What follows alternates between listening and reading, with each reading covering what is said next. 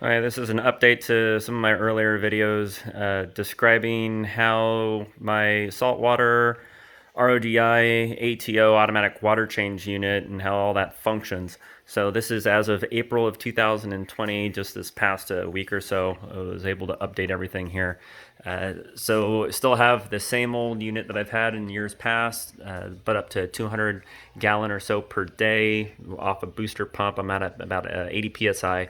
I've got an additional TDS monitor, so a total of 3 incoming after the first filters, and then so I can measure the performance of the RO membrane as well as the DI canister, which is color changing. That way I know when to be able to change it out. So 200 gallon containers on both the saltwater and RODI. The automatic water change unit has been working great. I've had to replace one of the pump heads. This is a GHL unit. I've had this for about 2 years now, and it's been running great.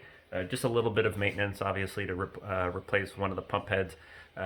So I've got back pressure solenoid switch to help prevent too much water and the overflow in here. I do have a valve that's on the inside of this, so it's a float valve.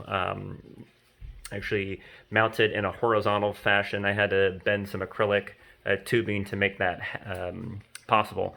Off the top here, the RODI line is split. I've got this one valve here. So this is blocked off initially. That way I don't pass anything other than a low TDS, like 0 or 1 TDS, into my reservoir. If it is going to be higher than that, that's what the other valve is back over here. That way I can dump that into a bucket and be able to use it for something else, or just get rid of it all altogether.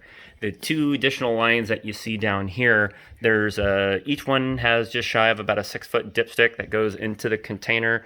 Use that for top off. One that goes upstairs into my coral quarantine tank, and then the other one ends up going down into the wall unit. So you see the lines that pass over here. So these clips that keep everything nice and organized, and it does run into the wall. So you'll end up seeing how that's all organized. I've got the Ethernet cable there that functions for the Aquabus on all my GHL units. But I've got saltwater clean here, ATO, dosing pump stuff that's over here. So waste off of tests that I do from the KH or ion director, whenever the ion director shows up. And then, yeah, you got the waste salt water that's down over here too. So everything is labeled. Took me a while to be able to design all this, but it does everything that I need it to be able to do. So my maintenance on the tank has greatly been reduced. I can spend more time with the family and just enjoy the fish more without having to do all the maintenance.